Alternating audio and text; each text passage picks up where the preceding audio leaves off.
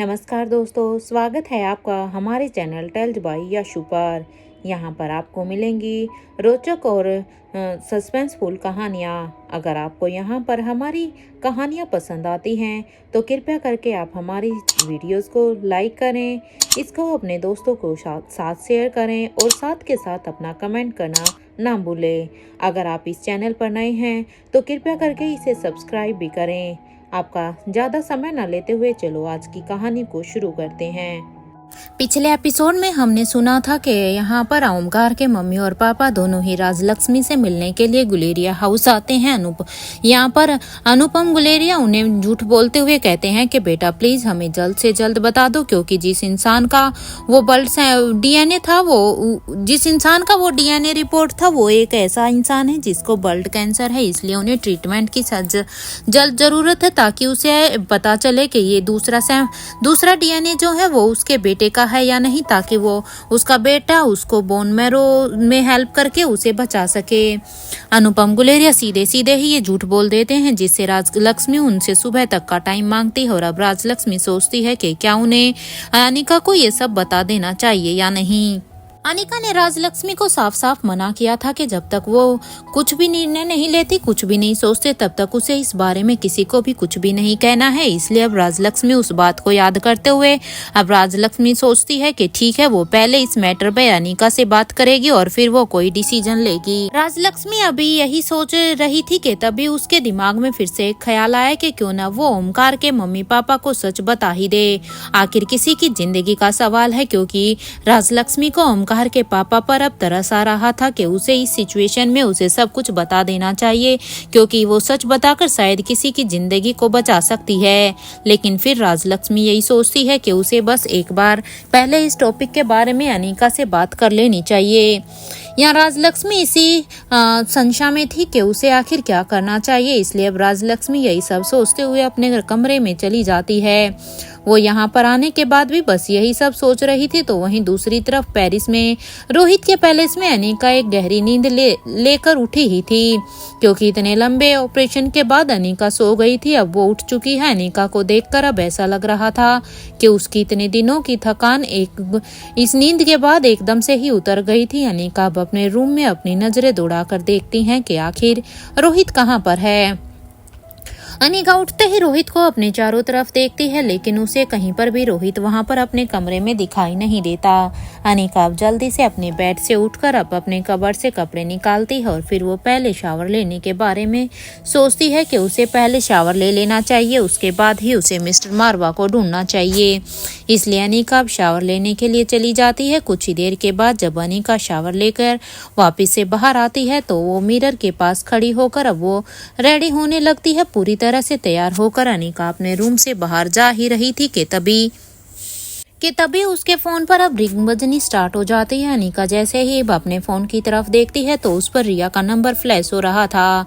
अनिका ने जैसे ही अब रिया का नंबर देखा तो अनिका ने अब जल्दी से ही उसका फोन उठाया और सामने से अब रिया की अचानक से ही आवाज आती है, मम्मा अगर आप उठ गए हैं तो आप जल्दी से नीचे आ जाओ। ये कहते हुए ही अब रिया जल्दी से ही फोन को कनेक्ट कर देती है। इधर अनिका अपने कमरे में फोन पर हेलो रिया ही कहती ही रह जाती है, क्योंकि रिया ने उससे आगे अपनी मॉम की कोई भी बात नहीं सुनी थी। रिया के ऐसे बिहेव पर अब अनिका को थोड़ा अजीब भी लग रहा था कि आखिर ऐसी कौन सी हड़बड़ी है जो रिया ने उसे ऐसे कहा है। एक पल के लिए तो अनिका घबरा जाती है कि कहीं रिया किसी मुसीबत में तो नहीं है जो उसने उसे नीचे बुलाया है। लेकिन अनिका अब अपने फोन को लेकर इसलिए अब हड़बड़ाती हुई जल्दी से अब अपने रूम से बाहर निकलकर नीचे की तरफ जाने लगती है, क्योंकि अब वो जल्द से जल्द बस रिया के पास पहुंचना चाहती थी कि कहीं रिया को तो कुछ नहीं हो गया। अब अनिका जैसे ही नीचे पहुंचती है तो उसके कानों में बहुत सारी तालियों का शोर एक साथ से सुनाई देता है। हॉल में वहां पर सभी लोग पहले से ही एकत्रित हो चुके थे। सभी वहां पर खड़े हुए अब वो सभी लोग अनिका के लिए अब तालियां बजा रहे थे। अनिका ने जब ये देखा तो उसे ऐसा लग रहा था कि वो कोई सुपर वुमेन हो। हालांकि अनिका जब नीचे आई थी तो वो रिया को लेकर बहुत ही घबराई हुई थी, लेकिन अब नीचे का नजारा देखकर अब अनिका समझ जाती है कि ये रिया की एक चाल थी और अब उसे थोड़ा सा सुकून भी होता है ये सोचकर कि हाँ रिया बिल्कुल पूरी तरह से ठीक है। और अब उसने अपना एक मिशन पूरा किया है। अनिका के पास बड़ी रानी अब बड़े ही प्राउडली उसके पास आती है और अचानक से अनिका को अब गले लगा लेती है। बड़ी रानी का ये ऐसा व्यवहार देखकर अनिका एक पल से हैरान हो जाती है, क्योंकि अनिका को अब तक ऐसे लग रहा था जैसे बड़ी रानी तो उससे बात भी करना नहीं चाहती, इवन वो तो उसकी शक्ल भी देखना शायद पसंद ना करती हो। लेकिन आज बड़ी रानी ने आगे से आके अनिका को गले लगा लिया था और अब बड़ी रानी अनिका को गले लगाते हुए ही कहती है, very well done, you did a good job. बड़ी रानी के मुंह से अपने लिए ये तारीफ सुनकर अब अनिका के लिए बहुत ही बड़ी बात थी, क्योंकि अनिका ने तो ये कभी सपने में भी नहीं सोचा था कि बड़ी रानी भी कभी अनिका के लिए ऐसे शब्दों का यूज कर सकती है। क्योंकि अनिका ने आज तक देखा था कि रोहित और अनिका दोनों के बीच में बड़ी रानी का बड़ा ही भेदभाव होता था। बड़ी रानी रोहित से जितना ही प्यार से बात करती थी, वो अनिका से उतना ही रूखे स्वभाव से बात करती थी। इसलिए अनिका के लिए आज ये एक बहुत ही बड़ी बात थी कि आज बड़ी रानी उसे सामने से गले लगा रही हैं। अनिका ने अब बड़ी रानी से कहा कि मैं एक डॉक्टर हूँ बड़ी रानी, और मैंने जो किया वो सब मेरा एक फर्ज था। अनिका की ये बात सुनकर अब बड़ी रानी उसके सिर पर अब हाथ रखते हुए कहती है कि गॉड ब्लेस यू। ये कहते हुए ही अब बड़ी रानी उसे अपनी दुआएं देती है और अब बड़ी रानी उसे गले मिलने के बाद और उसे दुआएं देने के बाद अब वो भी साइड में जाकर खड़ी हो जाती है। वहीं अब कविन आलिशा भी अब अनिका के पास आती है और अब अनिका से कहती है, थैंक यू अनिका। ये कहते हुए ही अब कविन आलिशा कहती है कि क्या तुम मुझे बता सकती हो कि वो अब कब वार्ड से यहाँ पर बाहर आ सकती है। कविन आलिशा की ये बात सुनकर अब अनिका कहती है, वो बाहर तो कल ही आ सकती है, लेकिन उन्हें अभी कुछ समय के लिए व्हीलचेयर का सहारा लेना होगा, क्योंकि पहले की तरह चलने के लिए उन्हें थोड़ा सा वक्त लगेगा, क्योंकि अभी बस उनका ऑपरेशन हुआ है और कुछ ट्रीटमेंट हुआ है। लेकिन उन्हें अपने पैरों पर खड़ा होने के लिए उन्हें अब थोड़ी सी एक्सरसाइज जो उनके लिए जरूरी है इसीलिए उन्हें थोड़ा सा समय लग जाएगा। सभी अब एक एक करके अनिका से मिलते हैं। अब करण गुलेरिया और रोहित मारवा दोनों ही अब अपनी आंखों में ही अनिका के लिए प्राउड फील करते हैं, क्योंकि जब अनिका ने अपने पापा करण गुलेरिया और रोहित की तरफ देखा तो उन दोनों की ही आंखों में उसे अपने लिए काफी प्राउड फील हो रहा था।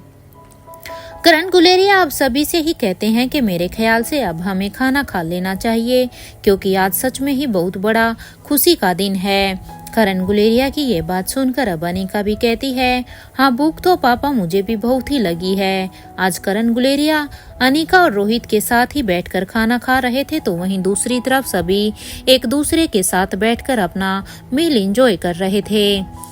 रिया ने अब करण गुलेरिया से कहा कि नानू आप कब मुझे स्टोरी सुनाएंगे। रिया की ये बात सुनकर अब करण कहते हैं, बेटा एक बार आपकी बड़ी मामी हमारे साथ आ जाए तो फिर आपके नानू आपको अपनी लव स्टोरी सुनाएंगे।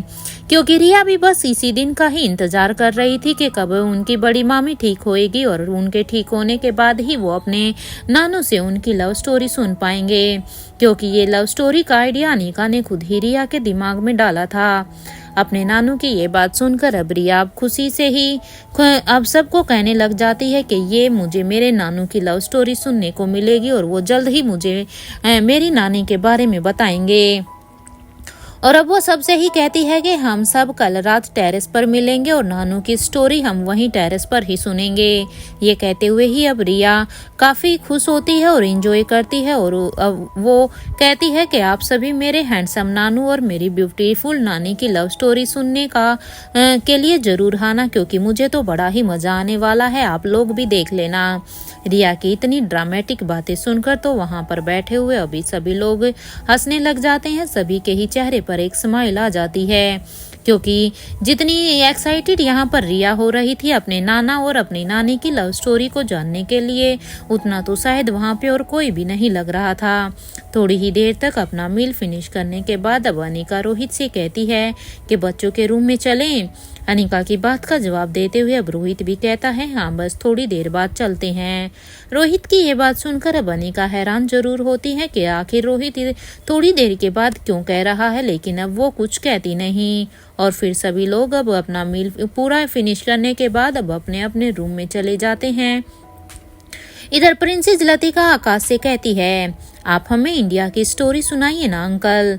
प्रिंसेस लतिका के इतने मासूम से सवाल पर अब आकाश कहता है कि जरूर सुनाऊंगा, ये क्यों नहीं सुनाऊंगा। ये कहते हुए ही अब आकाश प्रिंसेस लतिका की नाक खींचते हुए कहता है कि और वह ये बात वो नाक खींचते हुए कहता है और कहता है वैसे भी मुझे आपके साथ टाइम स्पेंड करना बहुत ही अच्छा लगता है, पता नहीं क्यों लेकिन मैं बस तुम्हारे साथ टाइम स्पेंड करना चाहता हूँ।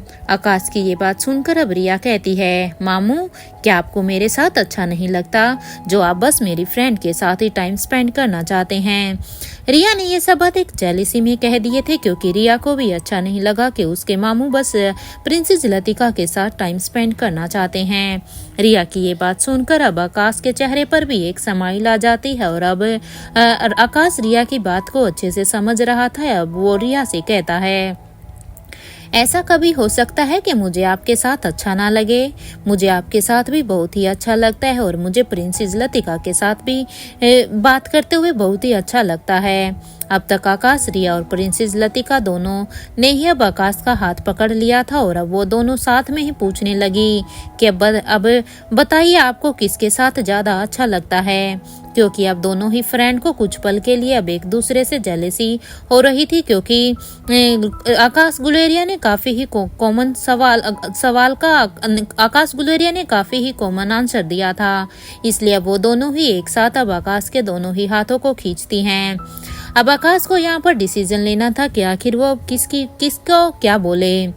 आकाश की ये हालत देखकर तो अब वहाँ पर खड़े सभी के चेहरे पर भी एक स्माइल आ गई थी क्योंकि आकाश अपनी ही बात के ऊपर फंस गया था क्योंकि दोनों ही लड़कियों ने आकाश को दोनों तरफ से ही खींच लिया था। अब तक तो सभी अब आकाश के आंसर का ही वेट करने लगे थे कि आखिर अब आकाश इस मैटर को कैसे सुलझाएगा कि उसे किसके साथ टाइम स्पेंड करना अच्छा लगता है, क्योंकि एक साइड जहाँ पर रिया थी जिसे आकाश कभी भी नाराज नहीं कर सकता था तो वहीं प्रिंसेस लतिका थी जिसके साथ आकाश गुलेरिया का क्या कनेक्शन था खुद आकाश गुलेरिया भी नहीं जानता था, लेकिन उसे सच में प्रिंसेस लतिका के साथ टाइम स्पेंड करना बहुत ही अच्छा लगता था और इसीलिए ही उसके मुंह से अपने दिल की बातें निकल गई। और सबसे ज्यादा तो अब यहाँ पर मयूर गुलेरिया उसके आंसर का इंतजार कर रहा था। अब मयूर गुलेरिया रिया और प्रिंसेस लतिका को कहता है कि जब तक तुम दोनों को आकाश की तरफ से जवाब ना मिले तब तक अपने आकाश अंकल को छोड़ना मत, उसे बस ऐसे ही पकड़ कर रखना, क्योंकि आकाश की इस सिचुएशन पर अब मयूर गुलेरिया को भी बहुत ही मजा आ रहा था। मयूर की इस बात पर अब आकाश उसे घूर घूर कर देखने लगता है कि आकाश अब अपनी आंखों से ही इशारा करता है कि एक बार मुझे इस मैटर से सुलझने दे, उसके बाद तो तुझे मैं मजा चखाता हूँ। रोहित और अनिका दोनों ही वहां से अब अपने रूम की तरफ जाने लगते हैं तो वहीं आकाश कहता है कि अगर आप दोनों मुझे अभी छोड़ देंगे ना तो मैं आप दोनों को एक प्रिंसेस की स्टोरी सुनाऊंगा, क्योंकि अगर आप ऐसे ही मुझे पकड़े रहोगे तो फिर तो मैं कुछ भी नहीं कर सकता ना कि आखिर किस तरह से वो प्रिंसेस चॉकलेट वर्ल्ड में पहुंच गई थी। कि आप दोनों को उस प्रिंसेस की स्टोरी सुननी है और उसके चॉकलेट वर्ल्ड की भी। आकाश की ये बात सुनकर तो अब रिया और प्रिंसेस लतिका दोनों ने ही अब बड़ी बड़ी आंखों से बस आकाश को ही देख रही थी कि तभी रिया ने कहा वाओ मामू जल्दी चलिए, मैं तो सुपर एक्साइटेड हूँ इस स्टोरी को सुनने के लिए, अब मैं और ज्यादा इंतजार नहीं कर सकती। रिया ने अब तक आकाश का हाथ छोड़ दिया था। रिया की ये बात सुनकर तो अब आकाश भी हाँ में अपना सिर हिला देता है और फिर वो सभी अब 3rd फ्लोर की तरफ निकल जाते हैं। तो वहीं अनिका और रोहित दोनों ही अब अपने रूम में बैठे हुए थे। रोहित ने अब अनिका से कहा अनिका क्या तुम्हें याद है मेरे बर्थडे से पहले जब हम दोनों यहाँ पर आए हुए थे तो एनी एक लिक्विड पर काम कर रही थी, मैंने तुम्हें उस लिक्विड को एग्जामिन करने के लिए बोला था। रोहित की ये बात सुनकर अब अनिका भी हाँ में अपना सिर हिला देती है और फिर अब वो रोहित से पूछती है कि क्या आया है रिपोर्ट में। रोहित अब अपनी बात को आगे बढ़ाते हुए कहता है कि ये एक वायरस था जो कि एक लिक्विड फॉर्म में था और ये इतना खतरनाक था कि इस वायरस को किसी की भी बॉडी में इंजेक्ट करने की भी जरूरत नहीं है। अगर किसी ने पानी में मिलाकर भी इस वायरस को किसी भी इंसान को दे दिया तो वो इंसान जानवर के ऊपर अगर इस वायरस को पानी में मिलाकर डाल भी दिया जाए तो वो इंसान वहीं पर ही कुछ देर के लिए वहीं पर ही फ्रीज हो जाएगा और सिर्फ कुछ ही सेकंड में उस इंसान के अंदर 10 हड्डियों की ताकत आ जाएगी। रोहित की ये बात सुनकर अब अनिका फटी हुई आंखों से उसे ही देखती है और फिर कहती है, क्या ये वायरस बनकर तैयार हो गया है मिस्टर मारवा? अनिका के सवाल का जवाब देते हुए अब रोहित कहता है कि जब एनी को ये लिक्विड मिला था तब तक तो नहीं, लेकिन अभी हम कुछ भी नहीं कर सकते हैं क्योंकि मुझे लगता है कि अब तक तो शायद वो लोग इसका ह्यूमन ट्रायल भी शायद शुरू कर चुके होंगे या करने वाले होंगे। रोहित की ये बात सुनकर अब अनिका कहती है, हमें कुछ करना होगा मिस्टर मारवा, हमें इस लिक्विड को अभी एक बार फिर से लेना होगा। आखिर हमें पता तो चले कि आखिर किस स्टेज पर इस लिक्विड को लेकर उनका एक्सपेरिमेंट किया हुआ है।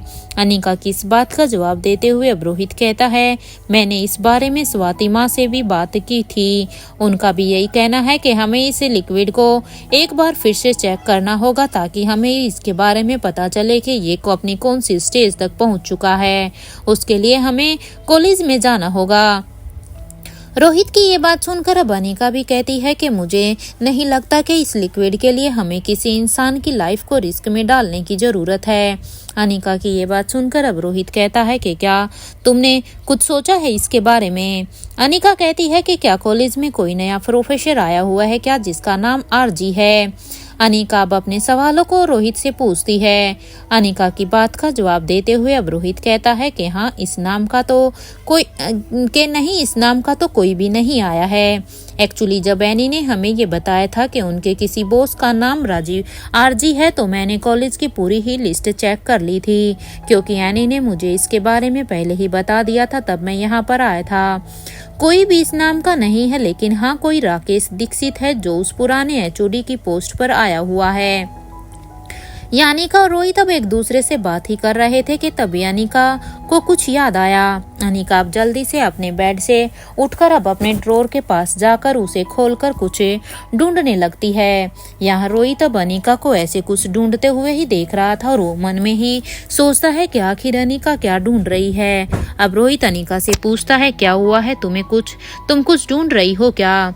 रोहित के इस सवाल का जवाब देते हुए अनिका कहती है कि मैं तो वो पेपर ढूंढ रही हूँ जो भूमिका को उस पेन में मिला था। शायद उस पेपर से हमें कोई क्लू मिल जाए क्योंकि उसके ऊपर भी तो हमने अभी तक काम नहीं किया है। अनिका की ये बात सुनकर अब रोहित भी हाँ में अपना सिर हिला देता है।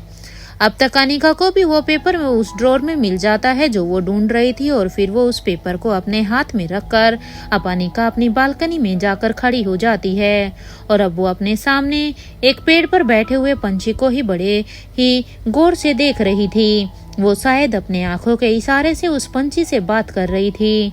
जब उस पंछी ने अनिका को देखा तो वो भी जल्दी से अब अनिका की बालकनी की रेलिंग पर बैठ जाता है और वो अनिका की आंखों में ही देख रहा था। यहाँ अनिका उस पेपर को फोल्ड करके उस पंछी के पंजे में फंसा देती है और अब वो उस पंछी से कहती है कि जाओ तुम उनके पास और मुझे इसका जवाब देना। पंछी अब अनिका का मैसेज लेकर आसमान में उड़ जाता है।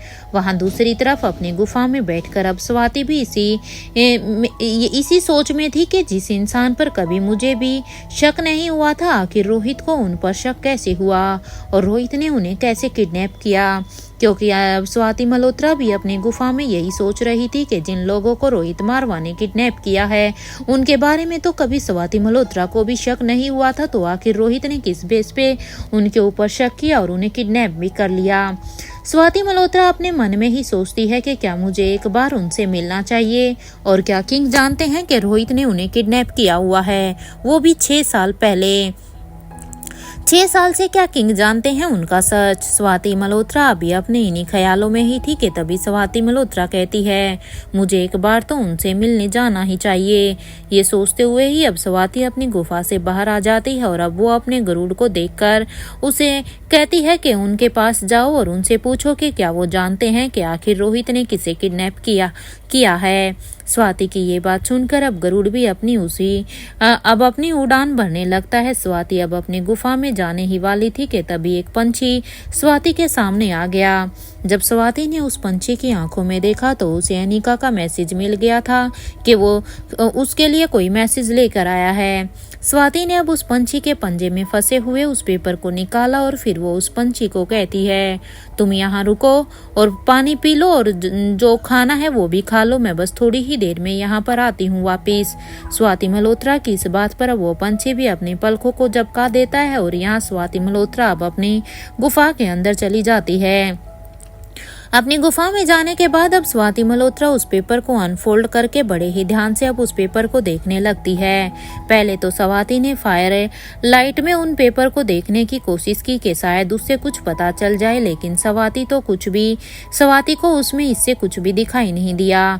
फिर अब स्वाति मल्होत्रा ने सनलाइट में देखने की कोशिश की तो उसे उसमें कुछ नहीं दिखता। स्वाति अब यही सोच रही थी, तभी उसके दिमाग में एक बात आई कि क्यों ना मैं इसे लेजर लाइट में देखूं, शायद कुछ पता चल जाए। इसलिए स्वाति मल्होत्रा अब अंदर से एक पेन लेकर आती है जिसमें से एक लेजर लाइट आ रही थी। स्वाति ने उस लाइट को पेपर की तरफ कर दिया तो स्वाति को उसमें अब सब कुछ दिखने लगा था। स्वाति अब धीरे धीरे उस लाइट की मदद से उस पेपर में छुपे हुए हिडन मैसेज को पढ़ने लगती है। वहीं दूसरी तरफ अब तक बूढ़े किंग के पैलेस में वो गरुड़ जिसे स्वाति मल्होत्रा ने भेजा था वो उड़कर अब बूढ़े किंग की विंडो के पास आकर बैठ जाता है। जब किंग ने गरुड़ की आंखों में देखा तो किंग को भी स्वाति मल्होत्रा का अब सवाल मिल गया था और अब फिर किंग एक गहरी सोच में चले जाते हैं कि आखिर किस तरह से रोहित को उनका सच पता चला होगा और आखिर किस तरह से रोहित ने उन्हें किडनैप किया होगा, क्योंकि किंग को भी अभी इस बारे में शायद नहीं पता था। अब किंग अपने मन में ही सोचते हैं कि मेरी नज़र तो हमेशा से ही रोहित पर ही रहती है, फिर ये बात मेरी नज़रों के सामने क्यों नहीं आई। वो जब लंदन गया था तो वो काफ़ी जख्मी भी था उस समय, क्योंकि उसने शक्तिशाली गैंडे के साथ फाइट की थी और वो बैंक में बॉम्ब ब्लास्ट जब हुआ था तो उसकी वजह से वो बहुत ही जख्मी भी था। वो ठीक हुआ तो उसने अपनी ही एक गैंग बनाई थी और फिर उसने क्रिस्टोफर की ऑर्गेनाइजेशन से टक्कर भी ली थी, जहां एक तरफ अनिका शक्तिशाली गैंडे से अपने बच्चों को प्रोटेक्ट कर रही थी तो वहीं दूसरी तरफ रोहित किंग बनकर उन्हें क्रिस्टोफर की ऑर्गेनाइजेशन से टक्कर लेकर वो अपनी फैमिली को प्रोटेक्ट कर रहा था। अनिका और रोहित दोनों ही अपने अपने लेवल पर अपनी फैमिली को प्रोटेक्ट करने की उस समय पर कोशिश कर रहे थे। उसके बाद क्रिस्टोफर का उसको गोली मारना, जिसकी वजह से अब वो काफी दिनों तक वहां पर बेहोश था। उसके बाद स्वाति का रोहित की बॉडी में वो हीलिंग पावर ड्रग को इंजेक्ट करना, वो सब तो मैं अच्छी तरह से जानता हूँ जो उस समय पर हुआ था।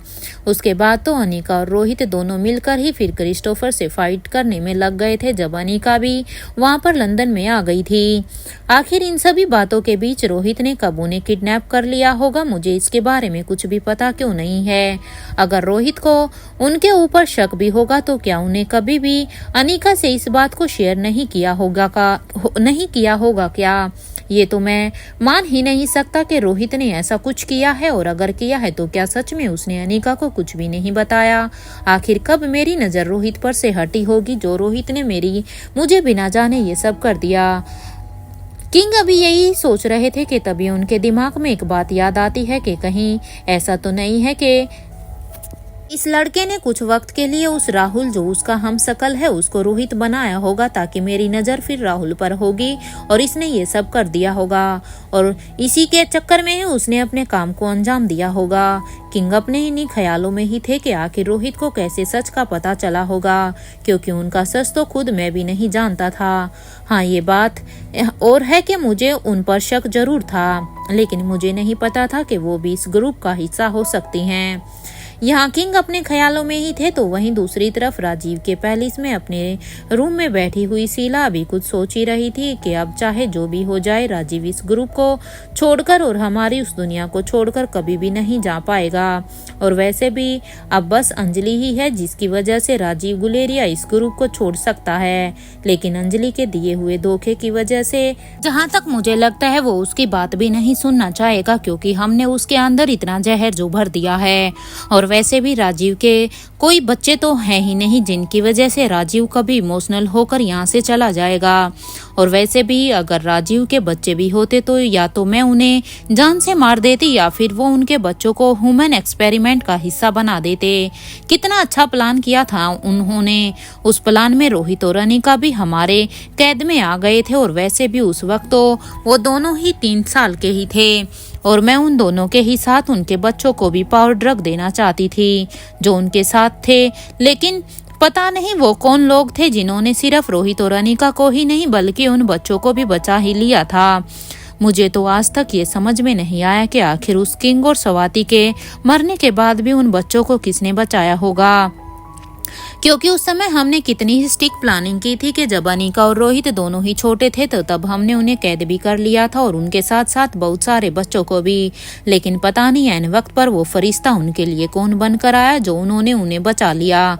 शीला भी अपने इन्हीं ख्यालों में ही थी कि आखिर कैसे उस वक्त अनिका और रोहित को बचाया होगा। शीला अपने इन्हीं सब ख्यालों में थी तो वहीं दूसरी तरफ रोहित के पैलेस में अनिका और रोहित दोनों ही अब अपने बच्चों के रूम में जाने के लिए निकल जाते हैं, क्योंकि अनिका ने थोड़ी ही देर पहले रोहित को बच्चों के रूम में चलने के लिए कहा था। लेकिन रोहित को अनिका से कुछ पूछना था, इसलिए वो दोनों पहले अपने कमरे में आ गए थे और इसीलिए ही शायद रोहित ने अनिका से समय मांगा था। ही देर में जब रोहित और अनिका दोनों ही बच्चों के रूम के दरवाजे को अब नॉक करते हैं तो बच्चे रिया ने अब दरवाजा खोला और सामने अपने मॉम और डैड को देखकर अब वो खुश हो जाती है और फिर वो दोनों को ही एक साथ हक करते हुए कहती है, I am so happy mom and dad, कितने वक्त के बाद आप दोनों हमारे कमरे में आए हैं। अब रिया अपनी बातों को ज्यादा बढ़ा चढ़ाकर अब रोहित और अनिका के सामने पेश करती है ताकि उसके मम्मी पापा दोनों को ही लगे कि सच में रिया उन्हें कितना मिस कर रही थी। हालांकि रोहित और अनिका दोनों ही रिया की इस बात से अच्छी तरह से वाकिफ थे कि रिया को अपनी बातों को और अपने इमोशंस को कितना बढ़ा चढ़ाकर बात करना आता था। इसलिए रिया की ये बात सुनकर अब रोहित और अनिका दोनों के ही चेहरे पर एक साथ ही स्माइल आ जाती है।